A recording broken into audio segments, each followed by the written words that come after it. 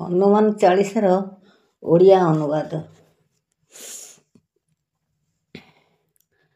ଶ୍ରୀ ଗୁରୁଦେବଙ୍କର ଚରଣ କମଳରେ ଧୂଳିକଣା ନିଜ ମନରୂପୀ ପଦାର୍ଥର ମୁକ୍ତି ତତ୍ତ୍ୱ ଅଟେ।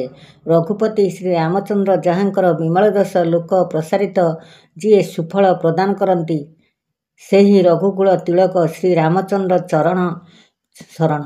ଜ୍ଞାନହୀନ ଶରୀର ବୋଲି ମୁଁ ଜାଣିକରି ପବନ କୁମାର ହନୁମାନଙ୍କୁ ସ୍ମରଣ କରୁଅଛି।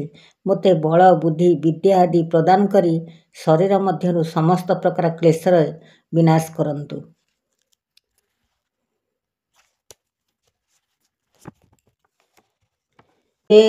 ଜୟ ହେ ହନୁମାନ, ତୁମେ ଜ୍ଞାନ ତଥା ଗୁଣସାଗର ସ୍ୱରୂପ ଅଟେ। ତୁମେ ଲୋକମାନଙ୍କର ଅନ୍ତର ମଧ୍ୟରେ ବାସ କରିଛ। ଜାଗ୍ରତ ପ୍ରହରୀ ସ୍ୱରୂପ ରାମଦୂତ, ଅଞ୍ଜନାନନ୍ଦନ, ପବନର ପୁତ୍ର, ତୁମେ ମହାବଳଶାଳୀ। ହେ ମହାବୀର ବିକ୍ରମ ବଜରଙ୍ଗୀ, ମୋର ମନ୍ଦ ଗୁଣକୁ ବିନାଶ କରି ମୋତେ ସଦ୍ଗୁଣ ପ୍ରଦାନ କରନ୍ତୁ। ସ୍ୱର୍ଣ୍ଣସମ ବର୍ଣ୍ଣ ଶରୀରର ବେଶ ଅତ୍ୟନ୍ତ ମନୋହର। କର୍ଣ୍ଣରେ କୁଣ୍ଡଳ, କୁଞ୍ଚିତ କେଶ, ହାତରେ ବଜ୍ର ଏବଂ ଧ୍ୱଜା, ସ୍କନ୍ଧରେ ଉପବୀତ, ଏସବୁ ଅତି ସୁନ୍ଦର। କେଶରୀ ନନ୍ଦନ ପରି ସୁନ୍ଦର ତେଜ, ମହାପ୍ରତାପଶାଳୀ ତଥା ଜଗତର ପୂଜ୍ୟ ଭାବେ। ହେ ହନୁମନ୍ତ, ତୁମେ ସବୁରି ବନ୍ଦନୀୟ। ହେ ହନୁମାନ, ତୁମେ ପ୍ରକୃତରେ ବିଦ୍ୟବାନ, ମହାଗୁଣୀ ଓ ଅତି ଚତୁର। ଶ୍ରୀରାମଙ୍କର କାର୍ଯ୍ୟ କରିବା ପାଇଁ ଆତୁର ହୋଇଥାଅ। ପ୍ରଭୁ ଶ୍ରୀରାମଙ୍କର ଚରିତ୍ର କୀର୍ତ୍ତି ଶ୍ରବଣ କରୁଥାଅ। ରାମ ଲକ୍ଷ୍ମଣ ସୀତାଙ୍କର ହୃଦୟ ଧନ ତୁମେ। ସୂକ୍ଷ୍ମ ରୂପରେ ଲଙ୍କାଗଡ଼ରେ ପ୍ରବେଶ କରି ବିକଟ ରୂପରେ ଲଙ୍କାକୁ ଧ୍ୱଂସ କଲ।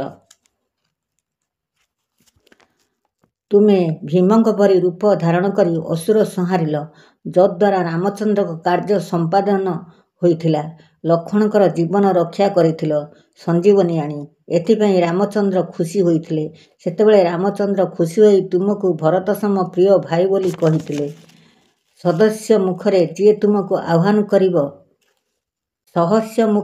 ତୁମକୁ ଆହ୍ୱାନ କରିବା ସହିତ ତୁମ ନାମକୁ ଗାନ କରେ, ସେ ନିଶ୍ଚିତ ଭାବେ ବୈକୁଣ୍ଠ ଭୁବନ ପ୍ରାପ୍ତ ହୋଇଥାଏ। ସନକ ବ୍ରହ୍ମାଦିଙ୍କ ସହିତ ନାରଦ, ଶାରଦା, ସରସ୍ୱତୀ, ଶେଷଦେବ, କୁବେର ଆଦି ଦିଗପାଳ ଏବଂ କବି ଓ ପଣ୍ଡିତମାନେ ତମ ଗୁଣ ସର୍ବଦା ଗାନ କରିବାକୁ ସମର୍ଥ ନୁହନ୍ତି। ହେ ହନୁମାନ, ତୁମରି ବଳରେ ବଳୀୟାନ ହୋଇ ସୁଗ୍ରୀବ ରାଜପଦ ଫେରି ପାଇଲେ। ତୁମଦ୍ୱାରା ରାମ ମଧ୍ୟ ରାଜପଦ ଫେରି ପାଇଲେ।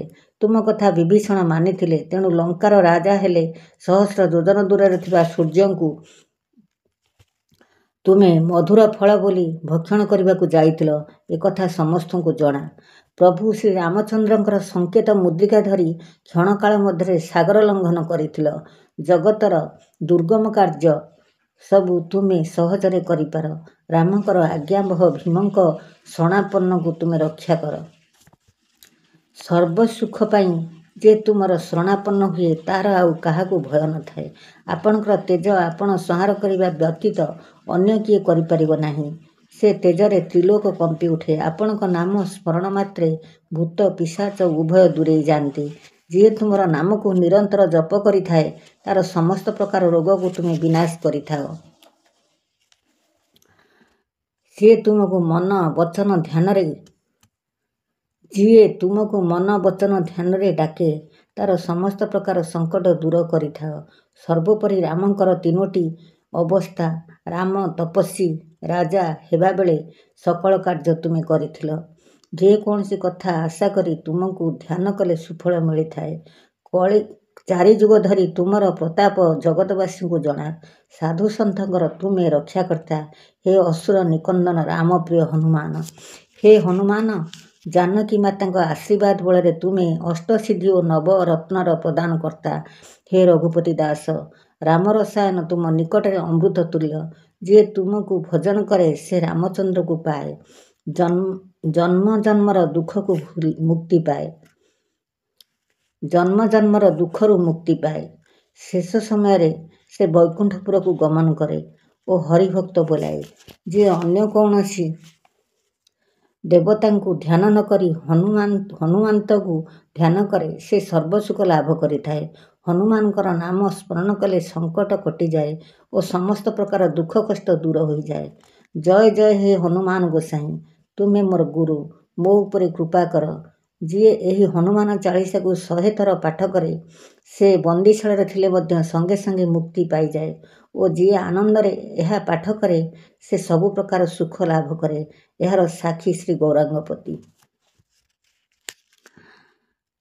ମହାକବି ତୁଳସୀଦାସ ସର୍ବଦା ହରିରୂପୀ ସତସନ୍ଧ ସନାତନ ଶ୍ରୀରାମଙ୍କର ଶିଷ୍ୟ। ତାଙ୍କ ପରି ତୁମେ ମୋ ହୃଦୟ ମଧ୍ୟରେ ବାସ କର। ହେ ପବନତନୟ, ହେ ସର୍ବସଙ୍କଟ ହରଣକର୍ତ୍ତା, ହେ ସର୍ବଶ୍ରେଷ୍ଠ ଦେବତା, ଆପଣ ଶ୍ରୀରାମଚନ୍ଦ୍ର ଲକ୍ଷ୍ମଣ ଓ ସୀତାଙ୍କ ସହିତ ମୋ ହୃଦୟରେ ଆସନ ଗ୍ରହଣ କରି ବାସ କରନ୍ତୁ। ଇତି ଶ୍ରୀ ତୁଳସୀଦାସ ବିରଚିତ ମହାବୀର ଶ୍ରୀ ହନୁମାନ ଚାଳିଶା ସଦାଜୟ ସମ୍ପୂର୍ଣ୍ଣ।